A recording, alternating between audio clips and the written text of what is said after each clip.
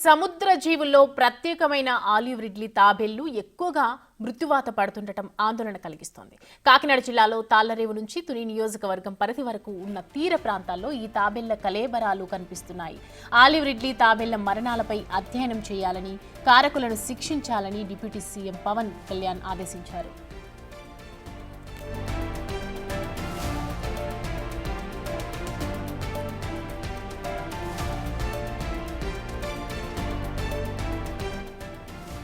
సముద్ర జీవుల్లో ప్రత్యేకమైన ఆలివ్ రిడ్లే తాబేళ్లు ఎక్కువగా మృత్యువాత పడుతుండటం ఆందోళన కలిగిస్తోంది. కాకినాడ జిల్లాలో తాళ్లరేవు నుంచి తుని నియోజకవర్గం పరిధి వరకు ఉన్న తీర ప్రాంతంలో ఈ తాబేళ్ల కలేబరాలు కనిపిస్తున్నాయి.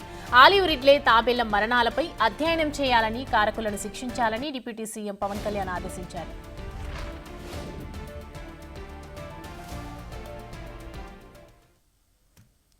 ఇదే అంశానికి సంబంధించి మరిన్ని అప్డేట్స్ అందించడానికి మా ప్రతినిధి శివశంకర్ లైవ్ లో సిద్ధంగా ఉన్నారు. శివశంకర్, చెప్పండి.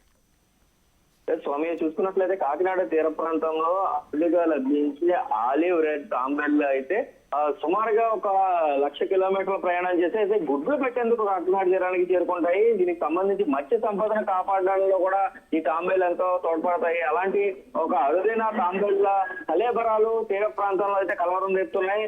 ఈ నేపథ్యంలోనే డిప్యూటీ సీఎం పవన్ కళ్యాణ్ అయితే దీని మీద స్పందించారు.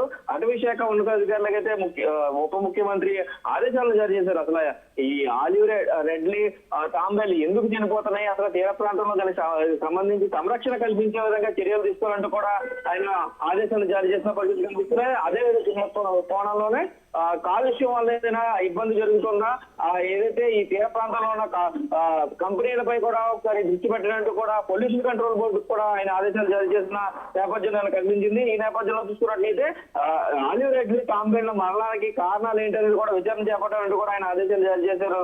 ఏదైతే గుడ్లు పెట్టేందుకు కాకినాడ రూరల్ ప్రాంతాలకి సుదీర తీరాల నుంచి వచ్చే ఆలివ్ రెడ్ల తాంబేళ్లు అయితే చనిపోవడం పట్ల అయితే పవన్ కళ్యాణ్ అయితే తీవ్ర దిగ్భ్రాంతి వ్యక్తం చేశారు. దీనికి సంబంధించి జాగ్రత్తలు తీసుకుని అలాంటి అరుదైన తాంబేళ్ల జాతిని అయితే కాపాడాలంటూ కూడా ఆయన ఆదేశాలు జారీ చేశారు. ఈ నేపథ్యంలోనే అటవీ శాఖ అధికారులు అలాగే పొల్యూషన్ కంట్రోల్ బోర్డు అధికారులు కూడా రంగంలోకి దిగారనే చెప్పుకోవాలి. పూర్తి స్థాయిలో చూసుకున్నట్లయితే అసలు దీనికి సంబంధించి ఏదైతే నిషేధిత వలలు ఉన్నాయో, మత్స్యకారుల నిషేధిత వలలు ఉన్నాయో ఆ వలల్లో చిక్కుకుపోయి కొన్ని చనిపోతుండగా ఏదైతే మోటార్ బోర్డుకి సంబంధించి ఏదైతే ఫ్యాన్ పంకాలు ఉంటాయో పంకాల తాటికి తగిలి కొన్ని తాంబేళ్లు కూడా చనిపోతున్న పరిస్థితి ఇక్కడ కనిపిస్తుంది. దీనిపై ఏదైతే ఈ గుడ్లు పెట్టడానికి వచ్చే తీర ప్రాంతంలో దానికి సంబంధించిన ఆ ఏరియాలో కొంత ఏరియాని రిస్ట్రిక్ట్ చేసి అక్కడ